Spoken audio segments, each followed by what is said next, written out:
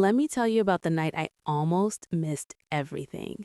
It was supposed to be a normal concert night with my cousin Jody. We go to a lot of shows together. We have rules, unwritten rules. And rule number one is you don't stand up during the first few songs. You just don't. Everyone knows that. You paid for your seat. You should be able to sit in it and actually see the stage. So when the band kicked off with their second biggest hit, and the woman right in front of me with this cascade of black hair and a dress made of silver sequins just leapt to her feet, I groaned. Actually groaned out loud. Jody caught my eye and we shared that look, the one that says, "Oh, here we go," an early stander. And she wasn't just standing. This woman in the silver dress was writhing, like a beautiful, sparkly fish dying on land. Her friends were still sitting politely. It was just her, dancing like she was alone in her living room. She had to know how obnoxious this was, right? I sighed, trying to peer around her shimmering form.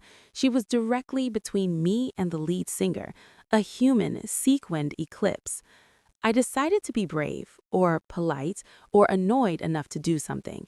I leaned forward and tapped her shoulder. Nothing. Her hands were in the air, swaying. I tapped harder. She whirled around. And when our eyes met, my stomach did this little jump, like missing a step on the stairs. Her eyes widened, too, bigger and brighter than the spotlight sweeping the stage. After a second to collect my scattered thoughts, I yelled over the music. "No one else is standing yet. You're kind of blocking the view." She didn't look sorry, not one bit. She just smiled, a wide, unapologetic grin, and hollered back, "I'm not standing, I'm dancing." She leaned in a little closer. "You should try it. It's fun." I looked back at Jody, expecting solidarity, but my cousin wasn't giving me the annoyed look anymore. She looked amused, intrigued even. Sparkle Lady, that's what I named her in my head, turned back to the stage and, oh, she committed. She danced harder, her hair and her hips tossing in perfect time with the deep thrum of the bass line, each sequin on her dress catching the light and throwing it back like 1,000 tiny disco balls. I seethed, but it was a weak seed. It was getting hard to be mad at someone having that much pure, unadulterated joy. Jody nudged me hard. "Just get up, Mia." "What?" I yelled back. "Get up. You won't have any fun sitting behind her all night." And there was something in her expression, something serious and knowing, that gave me pause. I glanced around. My argument was still valid. No one else in our section was standing, just my personal sparkly obstruction. "I can't," I told Jody, crossing my arms, but my resolve was crumbling because the song was building and the lights were swirling and they bounced off that silver dress, bathing our little row in a soft rainbow glimmer. It was actually kind of beautiful. The song ended with a crash of cymbals. The crowd roared, and Sparkle Lady jumped up and down a few times, her hair bouncing with pure glee.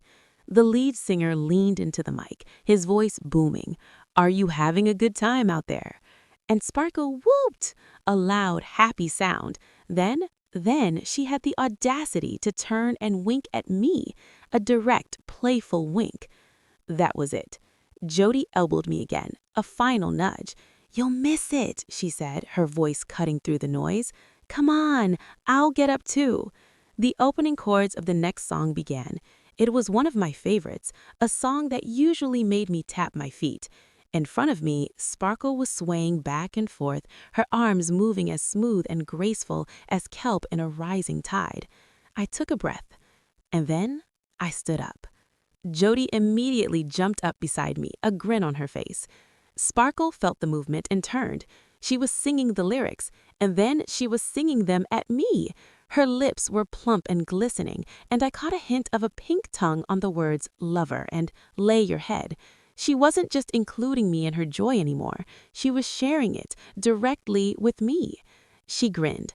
Not a wink this time, a full, radiant, heart-stopping grin. And then magic happened. Sparkle's friend stood up, then the rest of her row, then my row, then like a wave spreading through the entire arena, everyone was on their feet. We were no longer separate people in separate seats. We were a forest of kelp, all swaying in a sea of liquid light and flashing imaginary scales. She turned to smile at me again, and again, and again throughout the night. Each time, my face grew hotter. Each time, my heart raced faster against my ribs. The annoyance had completely evaporated, replaced by a thrilling, electric current of something new. The encore ended. The cheers faded. The house lights came on, harsh and real. I was out of breath. My hairline was damp with sweat.